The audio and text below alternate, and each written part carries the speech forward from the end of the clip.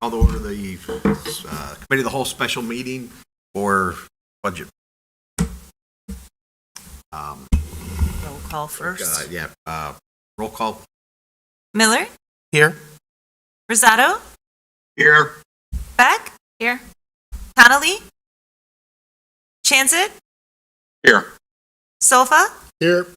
Wolf, Barron, Lehman, here. Ayazi, Here. Malay, Here.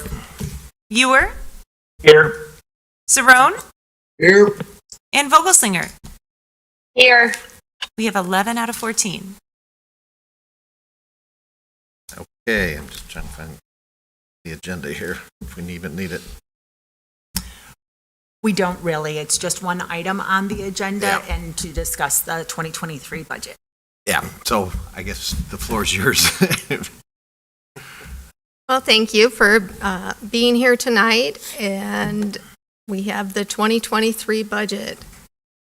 We're just going to start out with going over the new website where our budget is displayed, and for those that are seeing it online so they can see how to access different parts of the budget.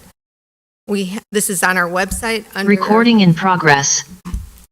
under government transparency, under budgets, or under the finance department. You can access it either way. There is an online version and also a PDF version with a table of contents if you prefer to scroll through that way. For the online budget, we have several documents in the introductory section. Laura Newman's transmittal letter, strategic plan, and various other policies and items that support the budget. The budget overview is where we'll start out. This gives a breakdown of the budget by all funds. We have $148.5 million budgeted for 2023, with the electric utility being the largest budget, followed by the general fund. And unusually followed by sewer, because they have the start of construction for phase 2A of the wastewater treatment plant. So things to highlight in the budget for next year is capital spending. We have $50.6 million planned for spending for next year, with $15 million of it being the wastewater treatment plant. And we'll go over the capital items later. The budget for wages in the general fund particularly covers the bulk of the spending there. This chart here gives a breakdown of salaries and benefits, and then other operating costs. So you can see the general fund has $16.8 million in wages, and then $8.3 million in benefits, with only $6.8 million in other operating costs. And then we provide that information for the other utilities as well. The electric utility does not include purchase power costs, because it would skew the charts quite a bit. So the general fund is the general operating fund of the city, and we have $33.7 million in spending, supported by $33 million in revenues, leaving a deficit of $728,000. However, we have $800,000 in capital, so we have an operating balance budget without using reserves. The reason for that is an increase in sales tax and an increase in income taxes. The increase in sales tax could be related to higher costs of products due to inflation, but we noticed definitely an increase due to the online sales that we're collecting taxes on now. Property taxes, we have proposed to just capture some of the EAV increase, increasing our levy by $359,000, but it will decrease the rate still because of the growth that's projected in the EAV. there was a question that was asked about, and we're going to talk about the tax levy tomorrow night, but just to briefly explain, the more the EAV increases, your rate will decrease if you aren't increasing the amount you request for the levy. And so this budget includes a decrease in the rate of about 2 cents, which would return about $20 on a $300,000 home. And a question was asked just now by Alderman Cerrone on what the requirements are for a truth in taxation.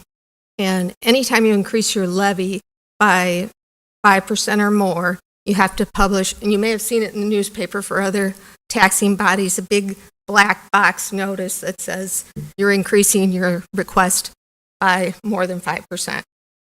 And there's some timelines that you have to do that on. Excuse me. And right now we're at 4.5%, so we are not required to publish the notice. But if we were to increase the levy by 5% or more, then we would need to publish that notice and hold a public hearing. And we do have time to do that if tomorrow night you should decide that you would like to.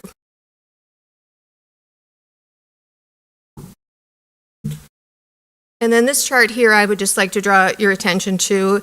It summarizes our main funds, the general fund and the utilities, the revenues and expenses and the budgeted surplus or deficit. They all show a deficit because of capital spending, and what the projected reserves will be at the end of the year, and the number of days operation. And what the number of days operation is it just takes our total operating expenses without any capital to see how many days you could continue to operate without any revenues coming in. It's just one of the measures of the health of the budget. And these are all in a good position. Sewer has higher reserves because we know we have a lot of capital that we're going to have to be paying for, and higher debt payments. So then some of the other tabs up here, this one has more charts and items on all of the funds combined. Kind of useful for getting a global picture of everything. It has a breakdown by fund and a breakdown by object class, and then by particular departments. But the real meat of the budget is under funds and departments. And you see little arrows here. Click on it first. And that means that there's more information under there. So you could go right to the department. For instance, if you wanted to see the engineering department budget, you could go right to it. And all of the departments provide the 2 prior year actual spending, the budgeted, the projected compared to budgeted, and then for 2022, and then the 2023 budget. If you see something in italics, that's a subline item under, for instance here, part-time wages for engineering, they have an intern budgeted. That happens to be the only subline item in there. And then capital spending. We have a 1-year plan, which tells you just what the spending is planned for 2023. It gives a nice summary, and you can see each of these, and if you want to look at one of those in particular, you can just click on it and it will bring up the detail. If you want to see the spreadsheet breakdown of how it is, this one does not have a lot to it, but there is a spreadsheet for the breakdown of costs, and then a spreadsheet for the breakdown of how it will be funded. Some of these have shorter descriptions, some have longer. But you can use the back arrow or just go to the top and go somewhere else if you choose. The multi-year plan is where you're going to see all of the capital spending that is currently planned for out through 2027. The projects that are in 2024 through 2027 are subject to change. You aren't approving them with the passage of this budget. It's just for planning purposes, so we can plan cash flow, know if we need to look at rates because of future projects that we're going to have to pay for, or if we're going to need to issue debt. And this also has all of the projects that you can click on to view. And then we have a summary of our debt, the debt policy, and just the different types of debt that the general fund has and that each of the utilities have, and the year that that debt will roll off. And so some of the things to highlight for this year's budget in the general fund, we have the GIS manager position that was approved last year, but they were unable to fill it. And so that was moved forward again to this year. And then a new person for finance, an accounting manager, financial analyst position that I've been holding off on, but I'm requesting now. And the police department has in-car cameras budgeted, and a full-time, what do you call that, social worker to be here 5 days a week. Right now, they just have 1 day a week, right? Right, and that would be a contract employee, not a COB employee. Right. It's actually a very good price for the services that they provide. It's budgeted at $70,000. And then another item that is in the general fund budget for capital are cameras in the downtown. That's budgeted under the IT department.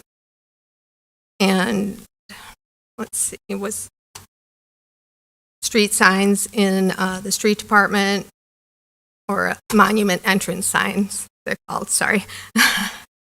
And I think that was really the only items that stood out in the general fund.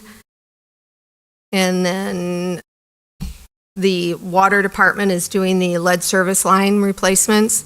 That will be a major project and will likely cause some disruptions throughout the whole city when they do that. But a very good and important project that we are receiving forgivable loan funds for. So all of the funds will be returned to the city. We'll advance them and then submit it to the state, and they will reimburse us. And then, as I already mentioned, the wastewater treatment plant is starting phase 2A. Very large and costly project that started out at what we expected to be $65,000 many years ago. 65 million, Or $65 million, yes. And now it's up to over 100. over $135 million, $140 million right now. So it is a very costly project, but necessary. And we've been planning for it and increasing rates. The budget does include rate increases for water and sewer of 3% recommended for water and 8% for sewer. No increase planned for the electric utility again. We have not increased electric rates since 2015. So that's a very positive thing. So that's all I have to show you, because I assumed this would be more of a dialogue with questions and answers. So if you'd like to start with questions. Yeah, I'll start with one. The 2 cents that's the rate will go down. Was it 10 cents then last year? Oh, no, the total city rate was 73 cents, 73.9. Okay, no, I was looking at the Oh, the whole percent, taxing body. that dollar. Oh, yeah, so, but it was 73 and it's going to go to 71? Yes. Okay. You were looking at what percentage of Yeah, $1? the tax bill. Yeah, and we're still in the 8% range because it doesn't change very much. Gotcha. We have some of our neighbors are significantly higher with that rate. Yeah. Yes, Don't have to look further than Aurora, where I believe it's currently $2.11. yes.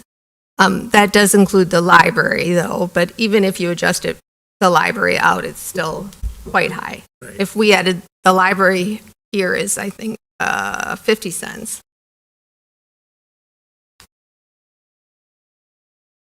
Our EAV actually is projected to be quite a bit higher, an increase that we haven't seen since 2008.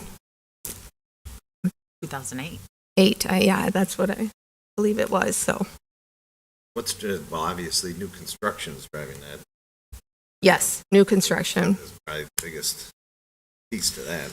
Yes. That and the sale prices of homes also. Yeah, that's true. It Yeah. went a little crazy there. for a while. It did. So there may be some course correction there in the short. But on the other hand, we also have a lot more rooftops planned. So I think we'll still see net gains over the course of the next few years. Yeah, just driving on Randall Yeah. today, I was like, oh, man, this wasn't here that long. It wasn't that long Right. ago, this wasn't here. Yeah, right now, we've got about 500 living units Plan. that haven't been, they're being built or just being occupied, that haven't, I don't think, been thrown into the tax roll for calculation of any full, anything now. Assessment. So one of the things I think we're going to see is the ability to kind of keep that for a few more years, because we've got enough positive stuff going on. And, you know, certainly if in fact Mooseheart ever goes forward with their project, which has 100 acres of business zoning along Randall Road from Maine down to Mooseheart Road, and then has 830 totally age-restricted living units, they're going to build like a senior community in there. That would have a significant impact on our tax roll, because it would be on the taxes, but it wouldn't put a kid into the Batavia school system. Their part of the deal is they don't want the children there in the senior living community, so it would be, we've got some very interesting sidebar stuff going on here that a lot of other towns don't, and All right, other questions? Anyone here, or I can't see, Nick, your hands are raised there. Yeah, thanks, Tony. Question, Peggy, in regards to the question, and I just sent you, and sorry, I thought I hit send this morning on that, but are you, the implication I got is by not giving back the 2 cents, that would bring it over the 5%, so we would have to file that? Yes, because we're at 4.59% right now. How it's calculated is the levy last year compared to this year. And because of the increase in the EAV, Oh, yeah. it's providing, Okay, right, not 5% of the total, it's. right. Gotcha. Okay, thanks. It's That's where 5% on the dollar amount that we're levying. Right, that's where I was confused. Okay, thank you. Mm-hmm. Just for comparison's sake, the normal increase in EAV had been tracking at about 2% for a long time. Or it was negative for Yes. several years too, That's right. after 2009. Yes. And Mark has a question. Mark? Yeah, so based on that, and again, I'm sure everybody was shocked when they saw my question about just keeping the tax rate for citizens the same. What would that impact be to revenue if we were to add that additional 2 cents in? The total amount, I'll have to give you that to you tomorrow, because I don't have it off of the top of my head. I have a presentation for tomorrow, but I don't even think I included what the total would be. But I can easily get it and provide it to you when we present the ordinances tomorrow. Okay, yeah, because I'd like to talk about that. I mean, it's I look back and the school district lost their bid to keep things the same. Unfortunately, they couldn't really tell people they were keeping things the same. It made it look like they were going to charge citizens a lot more, and we have the ability to keep things the same. And we've been talking about it for years that we don't, like, long term, we're not sustainable. And what That's that long term correct. is, I'm not sure. And we have an opportunity to maintain that to some degree. And I don't think that would be frowned upon personally. As much as I'd like $20 back at the end of the year, and I know I've argued against adding in the past, but this isn't an addition. This is, it's Yes, an and addition through not changing. One of the things that's different for the city than the school district is they're limited in what they Sure. can levy, where the city is a home rule community and we can increase our levy. Of course, we're subject to truth in taxation notice where we have to publish that and hold a public hearing, but we can increase our levy more than the CPI in any given year. No, I understand that, but that was my point. Is the fact that things could have stayed the same with the school district had they been able to explain it better. And for whatever reason, the way election laws work, they couldn't explain it better than they could. So anyway, I'd like to see what those numbers are so that it makes a decision Sure. more meaningful. I will bring that with me tomorrow. Thank you. Abby? Yeah, that brings up something, the sustainability aspect of our funding, and then the idea of the excitement over new subdivisions being, another revenue generating thing in the future. But as Gary has mentioned before, subdivisions long-term are a net loser for us. So the more subdivisions like that we build, the more we have to tax in the future to cover the cost of the infrastructure that goes into this, if they don't actually cover themselves. So and we need future growth to cover the past costs of those subdivisions we built today. So it is just kind of It you is. know, that development, Mhm. that all development is good because it's paying past costs, eventually is going to catch up with us and we're going to run out of land. So I don't know, there's a bigger conversation there about how we're building and what we're building and if all development is a good idea. And I think what Gary means is that they don't pay for themselves through the property taxes that they generate, but having the additional rooftops brings additional other benefits, such as, local shopping local would be a generator of sales tax. But if the subdivision perhaps in question is way out west of Randall Road, they're just as close to services everywhere. They have to get in their car anyway. There's no guarantee that they're covering their costs by the sales tax they're generating because they're probably going to shop too. They're not necessarily guaranteed to stay here. So.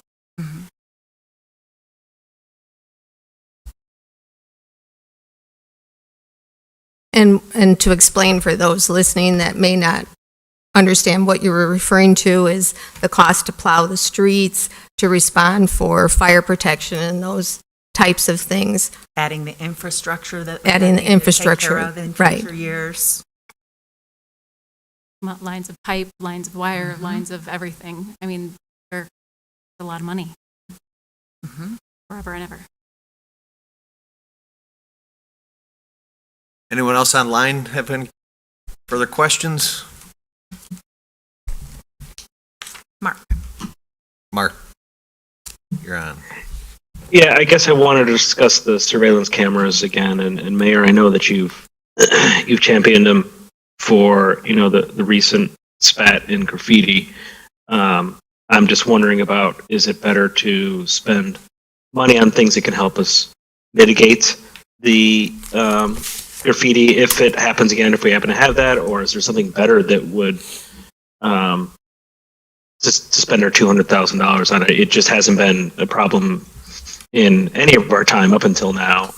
And then I also look at the fact that Streets is installing cameras, and I'm not exactly sure the locations of those cameras, but the idea that it's for pavement and other things is helpful. And obviously, it was mentioned in the answers to my questions about being able to share those across the departments. So trying to understand that camera situation, as well as the surveillance cameras, really going to make a significant difference.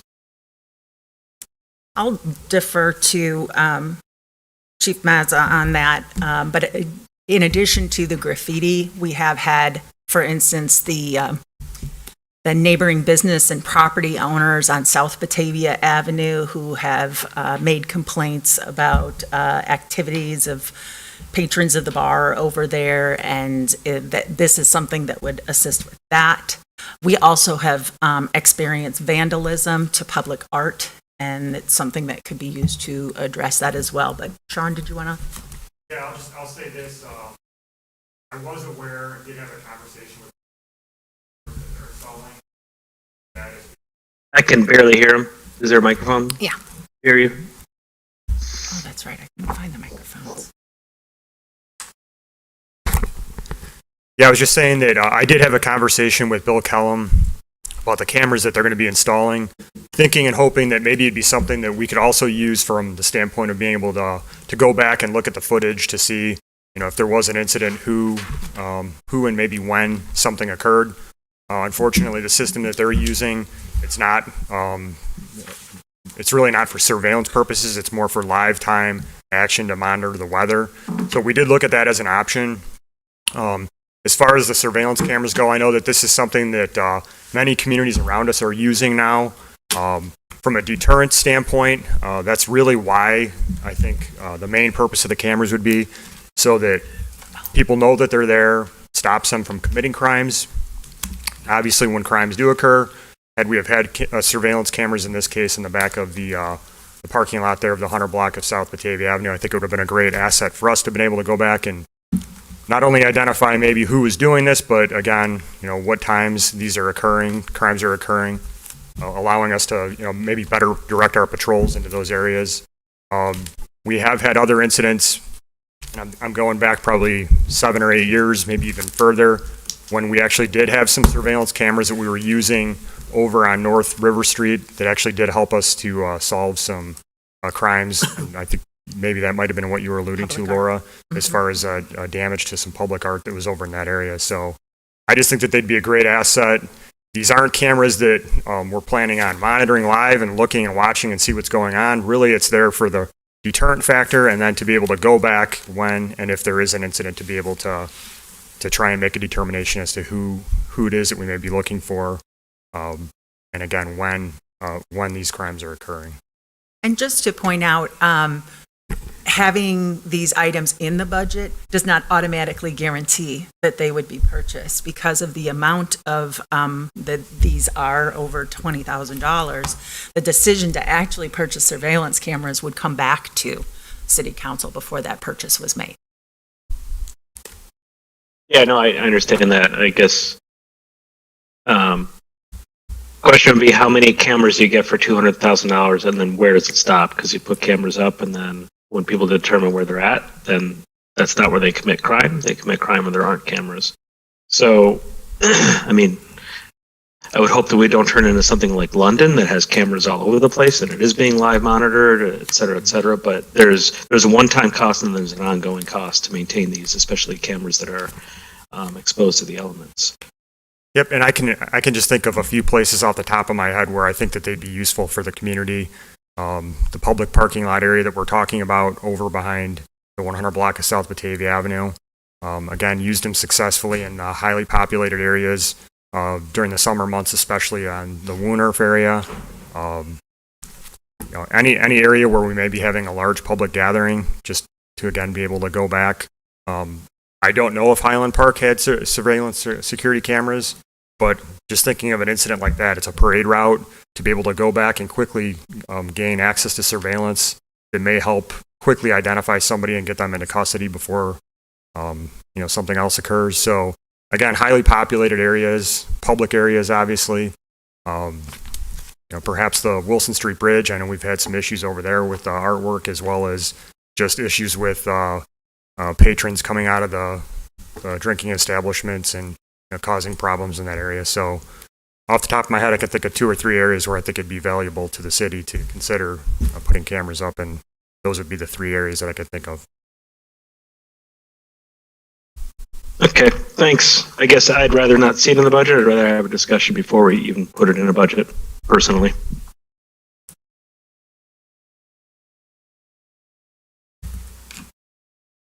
On that same note, is this a one-time cost, or what is the yearly, like what would have to be a yearly budget that for security cameras? Good question. I think there is a yearly fee that's involved. We did take a look at St. Charles. We used them kind of as the example, but really haven't dug too deep into what those costs would be. And again, I think it would depend on how many cameras we'd be looking at purchasing. So. Yeah, the idea was only presented within the last month, and so we haven't really had time to do much research.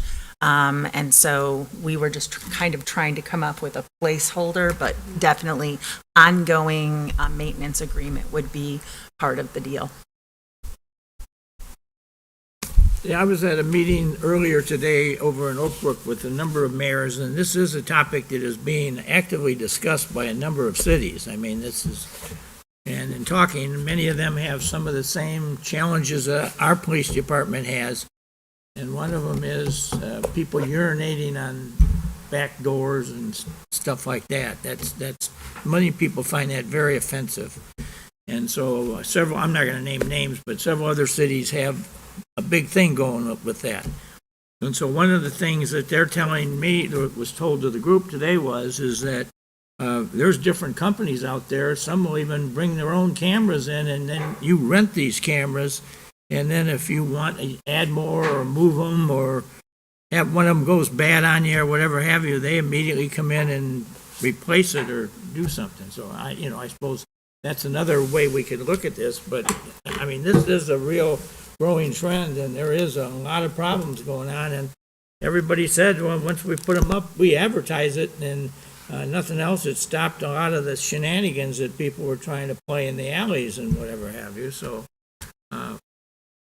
I remain a pretty strong supporter of this because, having said, as the liquor commissioner recently and listened to some of the tales of woe that we were being shared, well, the chief was in the room with me, with some of the neighbors on South Batavia Avenue, some of the annex that were going on up there.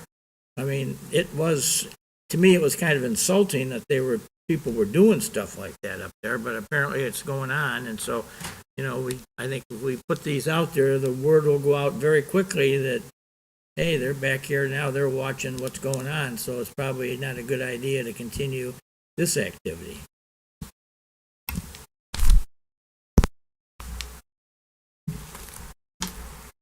Other questions? Anybody else online? Nobody has their hand up. Questions?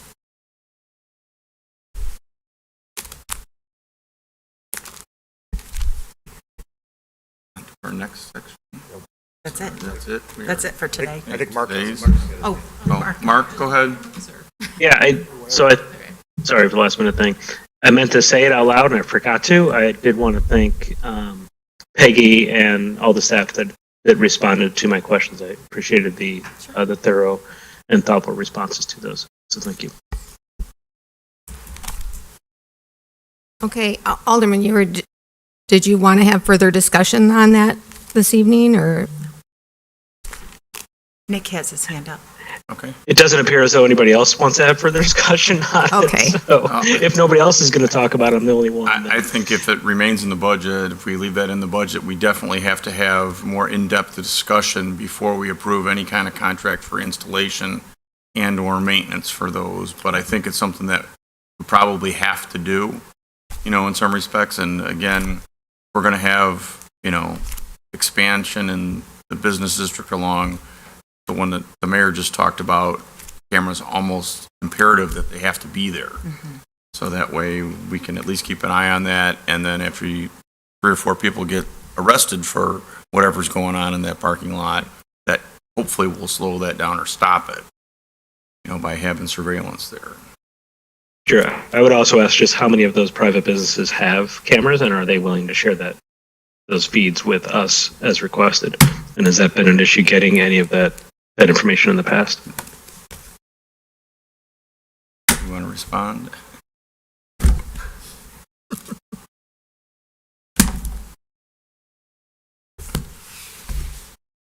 We have had some success in the past with businesses sharing surveillance with us. There are many of the bars and taverns in town do have surveillance that's limited to certain areas, even on the exterior of the property. So I'll say this, that those that do have the surveillance, have always willingly cooperated with sharing surveillance footage with us. So, but unfortunately, a lot of the other businesses, nearby businesses, not so much success. A lot less common for some of the other retail to have cameras and footage. So, but I guess for the bars that do have them, they do generously share the information with us, and it's usually very helpful. Thank you. Thank you. And Nick, you had hand up? Yeah, two things. One, just to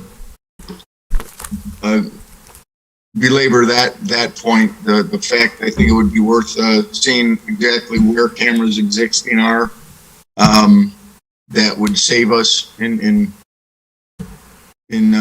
duplicating efforts, I guess, because I know there's always willingness to participate. I know cameras, while I'm not a huge fan of Eye in the Sky, have those cameras that cost the Boston bomber at the marathon in Highland Park. It was a private camera that was able to see that the shooter was dressed as a woman and helped capture that. So there's unfortunately in today's world a need to go in this direction, but I'll say that. But on the other hand, I want to say, Mark, you thank the staff. I wanted to thank you for all your in-depth questions, because that was it was great. Going through those, it answered everything that I was answering. So I think it helped all of us get through this quicker. So thanks for that. Sure thing. Thank you. Leah, I have a few more questions. go ahead. Okay. Can we have a little bit more information on the pavement condition cameras that were mentioned? That was one of the questions. I think Mark had asked that, or I had been in. Yes. So the question and answers are under the overview online. And I guess I'm just trying to get a little bit more details. Like, is that specifically like in one area of town, like just on Wilson Street, or is that They'll be attached to the security cameras? to the trucks, was my understanding. I can hop in. Yeah. Oh, there's Gary. Thank you, Gary. Yeah. No problem. The cameras that I believe Alderman Lehman is, sorry, my tongue is tied, is asking about, those are actually fixed cameras. And for now, we're contemplating one in each quadrant of town, plus an additional one downtown. So about 5 cameras total. And Chief Mazza mentioned that they're really not surveillance cameras. These cameras are not set up to be able to identify a suspect. These cameras are set up to be able to see, how has snow covered the roads? Is the snow drifting and blowing? Are the roads shiny because you can see the ice forming on the roads? So these cameras are definitely not, of a security nature. They're more of a broader looking around what the weather conditions are in each quadrant of town. They're basically a way for our personnel to be able to log in from their living rooms at home and look at the roads to make a determination in combination with the information that we receive from the police department, because the police department has police officers on the street 24/7, and in combination with pavement sensors that we will have out to determine like temperatures and moisture, and also in combination with, weather forecasts from the various services that we subscribe to. So all of these things are tools that go into managing winter operations, with the goal being that we don't send out people before we need to send them out. And when we do send them out, we have more information to tell them exactly what they have to do to save resources. So primarily winter operations is how those cameras will be used, and that they are fixed and they'll be at strategic spots throughout town. Oh, sorry. I'll jump in one more thing. Peggy mentioned truck mounted. We do have truck mounted cameras as well. And actually, we have used those truck mounted cameras last winter as well as during leaf season this year for various purposes. They've already come in handy. I lost track of how many times those cameras have already come in handy to be able to document something in kind of one of those he said, she said situations. and it's right there on the camera. So hopefully that answers your questions. Yeah, thank you. I guess I'm just trying to understand, like, Batavia is not that large of a town, and so why that many cameras and that many quadrants would be needed to determine the conditions of the road. I would assume what is true on the east side of town would be the same on the west side of town, but I'm just trying to understand, like, obviously you're the director of public works and have a much broader understanding of this. Yeah, again, it's only one per quadrant of town, so you're talking, south of, say, Main Street, west of the river, north of Main Street, west of the river. That having one camera cover that geographic area that's not overkill. That's pretty generic sampling of an entire quadrant of town for weather conditions and blowing snow and drifting snow. And the west side of town, west of Randall, has different conditions than the east side of town, in the woods, essentially, in Woodland Hills. So there are different conditions throughout town. Thank you. And then another question I had that I'm trying to even remember where I read this, but about potential budgeting for the food pantry relocation. Right. The food pantry needs to be relocated because of the wastewater treatment plant construction. Right. So they were already outgrowing their existing facility. And so there was a grant that was applied for to assist with that. And we didn't know for sure if we would be getting it. We still don't have 100% assurances that we will get those monies. And if we don't, we will need to discuss alternatives. So that's something that the city would assume the cost of that and not ask. I mean, let me back up. Not necessarily. I 100% support our food pantry in many different ways, and I love what they're doing. But I also would love to see them do incredible fundraising and, maybe the city assist with it. But I'm still trying to get behind. Right now, we already are contemplating that there is going to be a significant cost share between, because in all likelihood, we aren't going to find an empty grocery store that they'll be moving into, and so a significant build-out expense will be necessary for them to convert that space from its prior use into becoming the food pantry and clothes closet. Yeah, hundreds of thousands of dollars, and that is something that they're contemplating saving for the interior build-out. So this budget line item is just kind of like an assumption of where it might be going, since we don't know that grant we may or may not get from Lauren Underwood's office, and not knowing where. Right, we actually haven't budgeted anything for borrowing. Right. We have budgeted some money in the administration department for leasing a space, Right. because it's unlikely that everything could be done Right. that quickly. Right. Even if we get the grants, they will need a temporary home in the intervening period of time.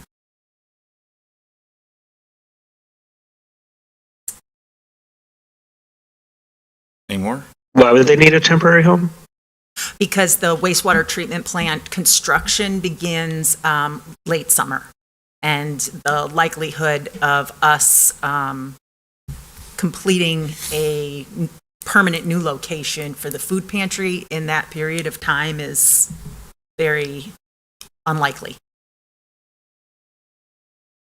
Is that always part of the plan that they'd have to move when the wastewater treatment plant? Because I don't remember that being part of the potential move. I thought it was just the retain. We had talked about moving the food pantry for longer than we have talked about it being necessary because of the phase of the wastewater treatment plant. Trotter and Associates came to us last year to say that they have determined a more efficient configuration of the plant. They had been actually looking for more space for a couple of years and had asked us, to approach other adjacent landowners to see if we might be able to find space there, and we couldn't. So it was probably about 12 months ago that it was determined that the new, it's where everything comes in, Gary, help me. The Headworks building. The Headworks building would best be located adjacent to the administration building.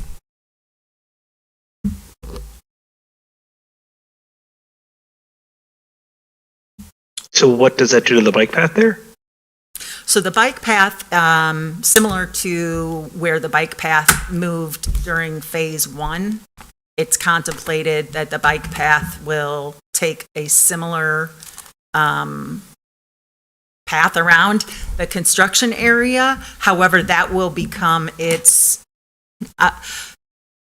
I'll say that that is the new bike path. However, we have also applied for an ITEP grant to move the bike path to along the riverbank too. So should we receive the funding through ITEP to move the bike path to the riverbank, that would be its preferred path.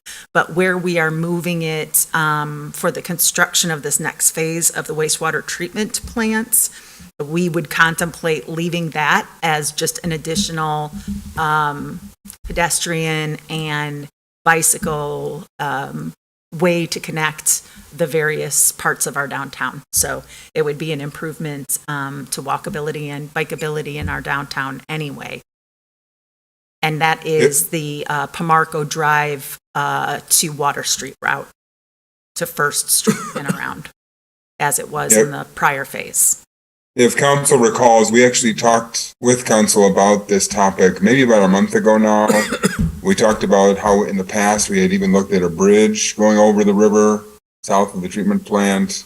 And we also talked about the path going around on the bank, around the side of the treatment plant.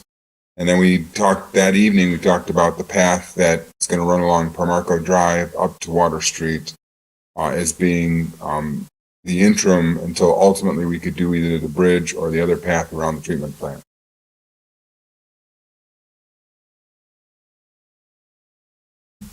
And I still think the one around the bank is probably the best one, because I think we could also stabilize the shoreline at the same time, which I think makes more sense overall for what we like to do downtown.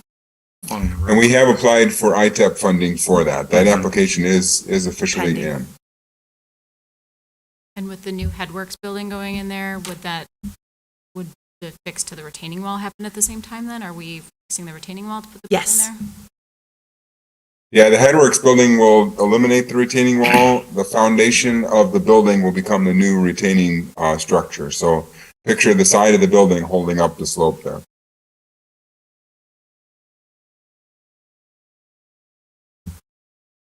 Okay.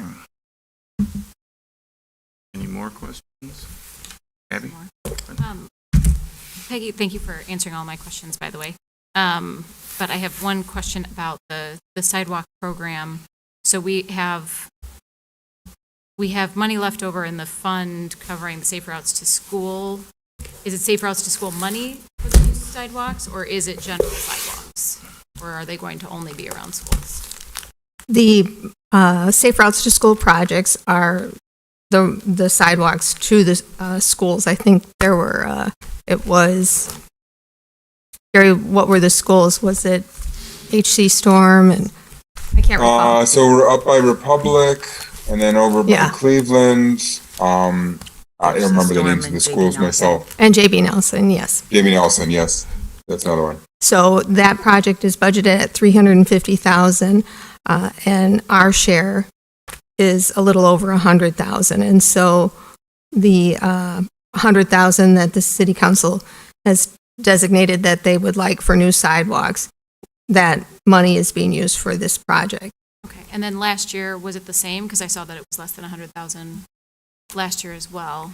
Last year, they were, Andrea did answer that question today because I said, I bet she's going to ask why you only spent $15,000 this year. And they were waiting to find out if they were awarded the grant because they thought they would start working on that. And it got too late in the season in order to spend the funds. I guess I'm just wondering like how, and I don't know if here you have the map memorized of all like the missing links in the sidewalks, and if they are all adjacent to schools and would all in the future qualify for safe routes to school. But that would be my fear, is that there's other spots in town that we're not funding or spreading out that money to that should be funded.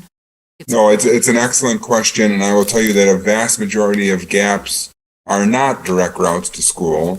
It's just that the gaps that are direct routes to school have a potential for this other funding source, the safe routes to school funding source, which is why we pursued those, because we were successfully able to get additional funding. But no, just generically speaking throughout town, there's a multitude of gaps that have nothing to do with schools. And those are the gaps that we're spending, $100,000 a year towards filling in, per council's direction. But this year, it's all wrapped up in schools, or is? Well, this year's all wrapped up in schools because we're getting free money. Okay. So we decided to go for getting the free money and use our 100,000 as kind of our contribution towards the $300,000 project. And then I saw your note too that we'll hopefully have an active transportation plan by the end of this year? Mhm. Okay. And is there any buckets in the budget, going through, I wasn't really sure, in anticipation of potential projects that plan identifies? No, but we do, we could come back, and if there is the recommendations, and there are some that you want to tackle in 2023, we could always do that through the budget amendment process. And then I guess my final big picture question is kind of a follow-up to Mark's question about the total number. If we add that 2 cents back in, what does that actually get us? Is there appetite, first from Mark, to actually going back and saying, yeah, we'll leave it at that, and what projects do we then add to this? Or is that, like, generally across this room, not something that or is it even, Mark, is that something that you would consider? We'll start there. I don't know that I want to add anything. I think I'm looking to say that we want to create that buffer, and we've talked about funding infrastructure projects. We only talk about the fact that we should talk about it. We never actually do. So this is a methodology to actually, give us money to start that conversation. I would really like to see us, we've talked about this for years, that we're the lowest tax rate, that we haven't raised it much. We're trying to keep that low, but I don't feel like we need to go backwards. And if that means that we're at a budget place where we're all comfortable with where it is today on paper here, and we leave that in where it would be, or if we could kept the rate the same, then we would, or stay under 5%. So, or where we have to be without having to add extra steps to it. And then keep that money, and that money then goes over to capital improvement, and we put that over there, and then we work on the active transportation project, and say, okay, we just put X number of dollars in there. Let's take 50% of that and put it towards the active transportation this year, or let's bring back. In fact, probably a good idea after the first of the year to bring back the sidewalk program again to us, so that everybody can see, that's on the council today, can see where the gaps are, what do we agree is the right way to attack that, and is $100,000 still enough money to spend on it? Or is it not enough money to spend on it? How long do we want to wait to get that plan to have less gaps in it? Do we want to wait 10 years, 20 years, 50 years to have that? And I think, again, it would probably be good for us to see that, but I really feel like we have an opportunity here, whether it's $20 or $25 or whatever the number actually ends up being, if we leave the rate as close to the same as we can, that money can then be used for those infrastructure projects that we keep talking about but never get any headway on. And I think it is definitely important. I mean, talked to people again this weekend, about the fact that we have 10,000 people a weekend down here on bikes. And, how are we not gaining more of them as, clientele in restaurants and in shops and everything else? How do we keep them here?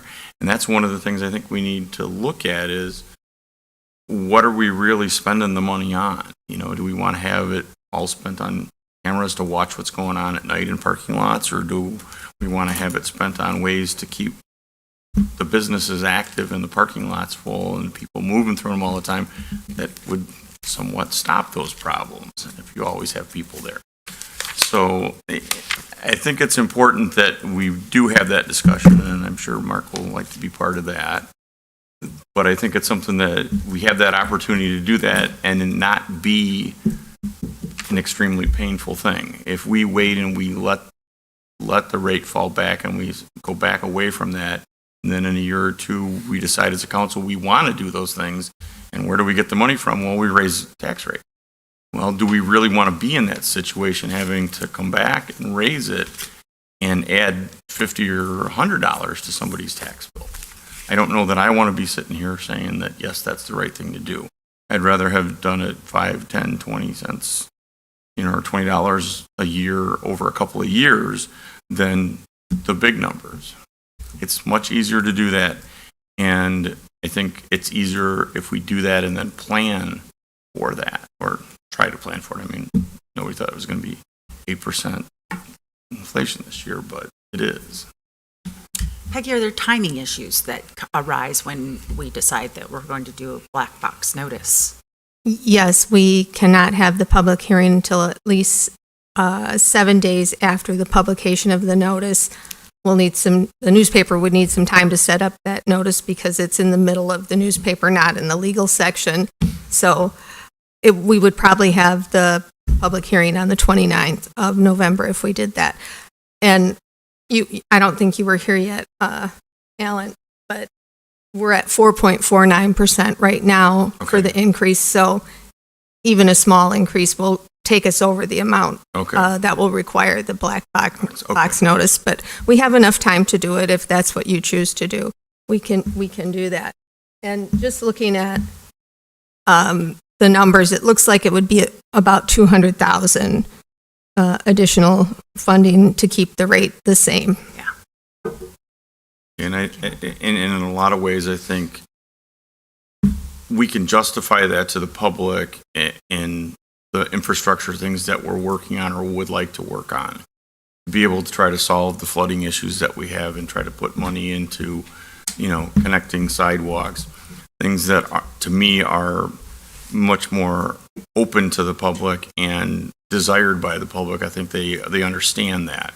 It's harder for them, I think, to understand if we say we're going to add, 3 new people as staff members and we're going to eat up $200,000 doing it versus, you're going to see less flooding in your neighborhood. You're going to see, more sidewalks on your way to school, whatever. When it's tangible and it's out in front of people, I think it's much easier to justify that. And that's something we had really no problem passing the sales tax referendum when we said we were going to use it to build 2 fire stations. And to be able to do that and come up with the fire stations that we had, I think was a really good thing. And I think 5 years from now, if we tell people we're going to use this money for infrastructure and we set it aside and we use it for that, it will be something that we can be proud of and that will, people will understand why we did what we did with that. One of the other things that I'm meant to mention to you is Main Street. We've started planning for the other half of Main Street out to Randall Road, and Rahat has indicated to me that the cost is much higher than what they thought it would be, and they're contemplating maybe trying to break that up into 2 sections so that we could get, because STP funding has a cap of 2.5 million or maybe 2.7. But if we split that up, then we could get that twice. Perhaps, if there's funding available. But if not, then we'll have to issue debt for that.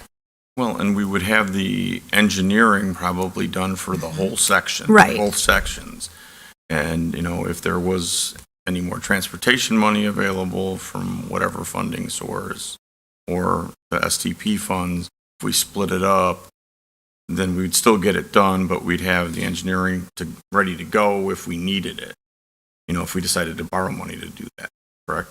Yes. We'd have the, And then the other thing that we may need to borrow money for is Carriage Crest, whatever decisions are made with that. But if we have to go with the route of the 8 million or 7.9 million, we'll need to issue debt for that, and we will need to have a payment source for that debt.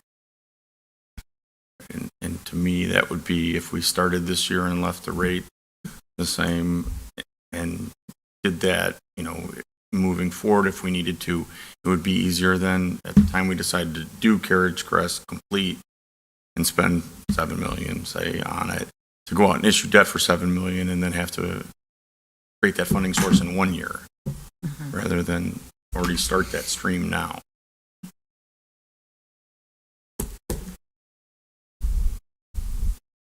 Any other comments on that? I think we should probably decide now if we want to leave the rate the same or if we want to go with what's written up in the budget at a lower number.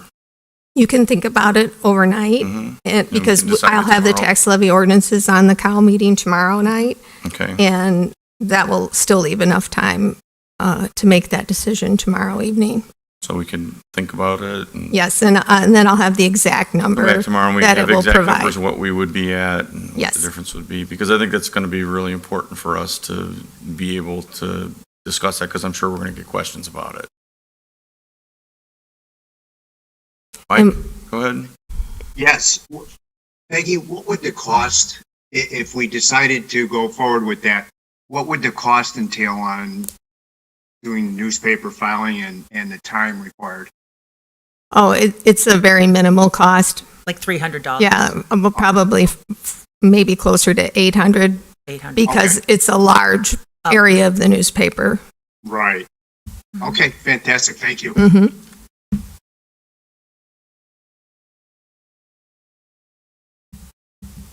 Okay. And if we don't have any other questions, I think we are done with that. And again, thank you. I know other people have said it, but it makes it so much easier. I told other people on the council, when I started on this, it was a much different process than it is today. I'm sure you feel like it's a much different process than it was It definitely 20 is. years ago. Yes. And we are not going through a budget line by line by line in a group of 8 people and then turning around and trying to get the rest of the council to understand the questions that the 8 people had that didn't get written down, that didn't get shared with anybody, that weren't explained, in a video where you could go back and watch it. I mean, it's a lot different. And it's a lot easier to go through the budget and identify things that you think you have questions about or that you do have questions about. And it's much easier to find anything you want. Good. That reminds me, though, one thing I wanted to show you. Let's see, who is a good department to look at? It does look rather funny, the way that the prior year subline items are displayed. So I just want to explain this. This is the electric capital budget, and we always show the 2 prior year actual spending, and then the current year budgeted spending, projected spending, and then the new year budget. But as you can see, there's a lot of zeros here. That's because these line items were not in the budget last year, or they were in the budget but not called out as a line item. And there's not a lot of flexibility with the software as it is now for us to modify prior year subline items. You can't change them at all. We tried deleting them and then putting them in this year, but then it still showed in the budget under the old year or under the original budget. So we're hoping that they'll still make some improvements for that. But if you see these zeros, that doesn't necessarily mean that there wasn't spending on these projects in a prior year. For electric, probably it is true, but there are some departments that have the same subline items from year to year. Whereas electric capital projects do change. That was probably a bad example to show. But it also, I wanted to explain why those zeros are there. All right. Thank you. Thank you. Would you like to have another, we do have the public hearing on the budget tomorrow for public comment. Mhm. But after that, would you like to schedule another meeting on the budget or? Do we think we're going to need another one? You said the 29th will be Public hearing. the public hearing On the tax levy, on the tax levy? right, For the cow meeting, right? for the cow meeting, yes. And then the first meeting in December would be the, The date that we would call for passage on the budget. does anybody else, do we need another meeting? Anybody online? Mark, do you want another meeting? Why does it always come back to me? Because you're the one that, for whatever reason, you're the one that digs the deepest into the budget. Like I said, I was very happy with what I saw, and I think that 2 cents is going to make it. It seems like 2 cents would make a big difference, and I know we've argued about this stuff in the past, but yeah, I don't think we need another meeting. I just want to see what those numbers are when we talk taxes. Okay. We'll do that tomorrow night then. You'll have those numbers for us. All right, Okay. that Thank sounds you. good. Thank you. And I can reserve my project status for tomorrow night too. Okay. And then there's just others. And then we have others. Does anybody have any others for tonight? Okay. Do I have a motion for adjournment? Motion by Malay, second by Solfa. All those in favor? Aye. Aye. Opposed? Okay. Go home and rest up for tomorrow night. Thanks, everybody online. Okay. Yeah.